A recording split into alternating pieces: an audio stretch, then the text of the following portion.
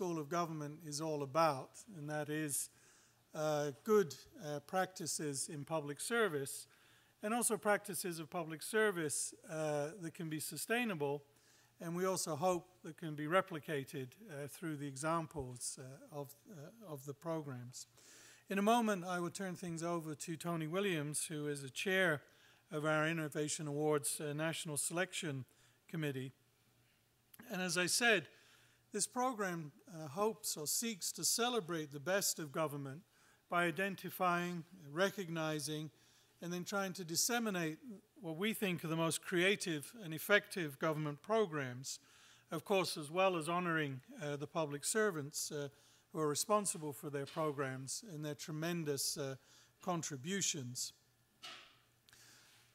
The Ford Foundation originally started supporting this program and eventually endowed the program for reasons which I think are particularly important at the present time.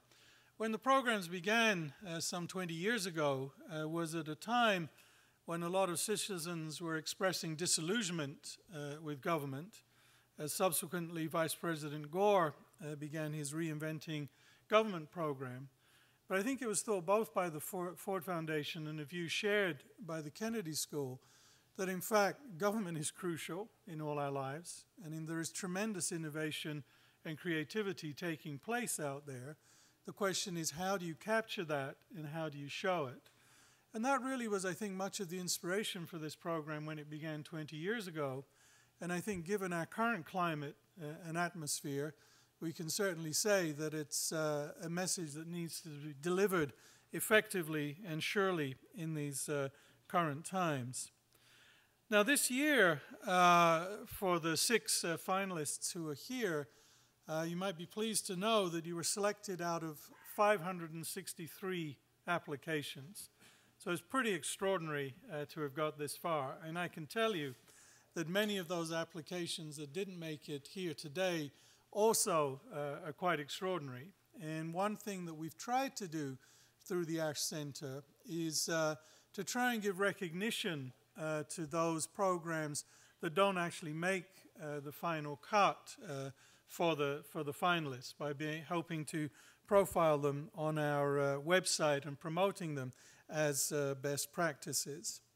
The programs range across questions of land use, health, Center for Economic Opportunity, teacher residency, service, economic gardening, so on and so forth. And we'll obviously hear more of those in details at the moment. So basically, those of you here today represent the top 1% of the applicant pool for this program. And one will obviously ultimately be named as this year's Innovations Award winner.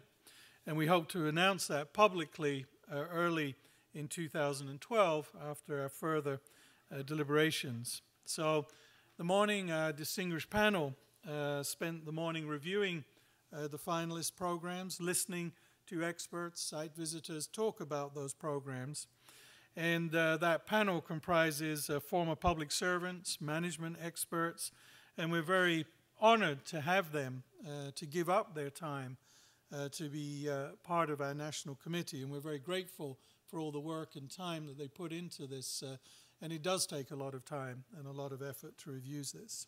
We're also extremely grateful this year to have chairing the committee Tony Williams, who you know is an extremely distinguished public servant who, in my view, should be credited with turning around Washington, D.C. from a place I never used to like visiting very much to now a place that I take delight in visiting, although I'm sure his successors are not doing such a great job as Tony did. But please welcome me in joining the chair of our selection committee, Tony Williams.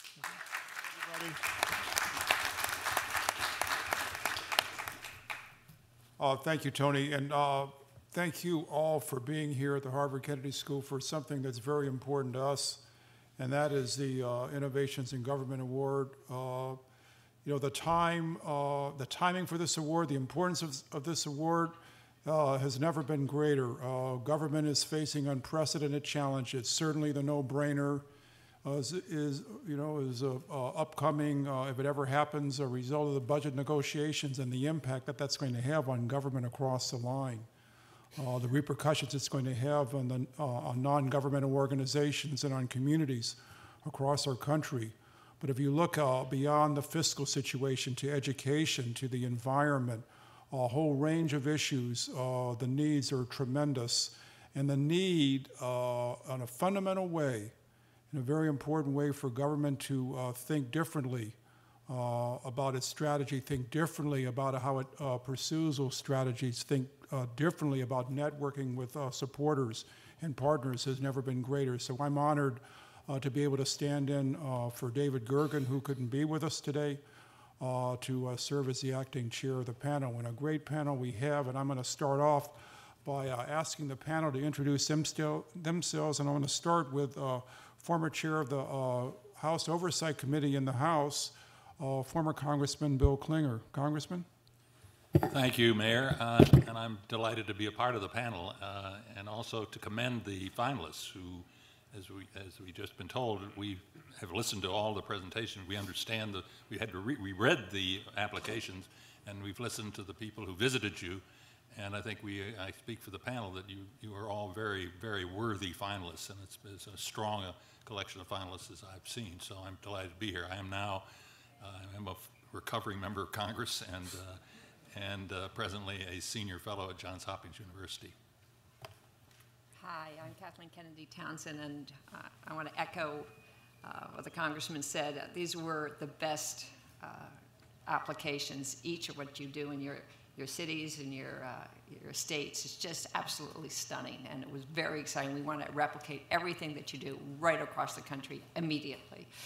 I am the former Lieutenant Governor of Maryland, and I wish I had all your ideas when I was there. Thank you.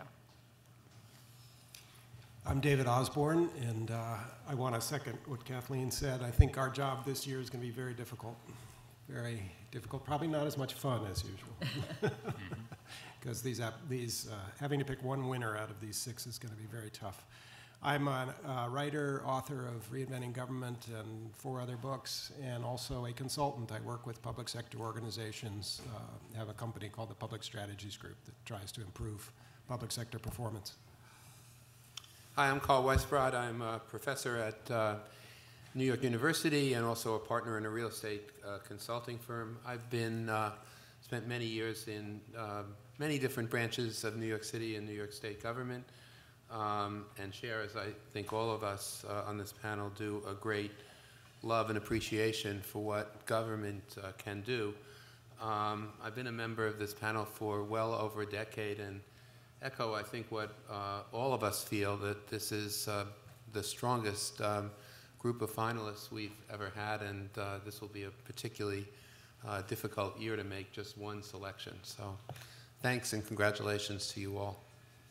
Thank you, Carl. And as you heard, I'm Tony Williams, acting chair. I am a lecturer here in public policy, where I teach this semester a class called Financial Tools for the Public Manager, and I want to welcome my class who's participating here somewhere, and thank you all for being here and indulging me not being in class today.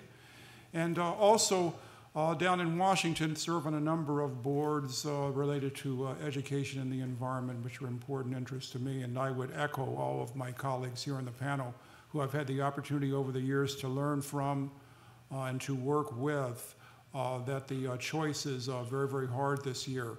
But one thing that kind of keeps me going and certainly motivated me in my career was that the wonderful thing about the Innovations in Government Award is that there's no such thing as intellectual property when it comes to government activity. So you're free to borrow, steal, plagiarize with good practices, replicate them in your own jurisdiction, and go for it, and go to it. So that's what we're going to do here, is try to keep that replication process going on. Now, the way we're going to do this is that each program is going to have 5 minutes to make a presentation, followed by 10 minutes of grueling questions from the committee here.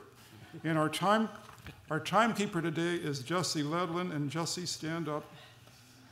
Show them your signs. Okay.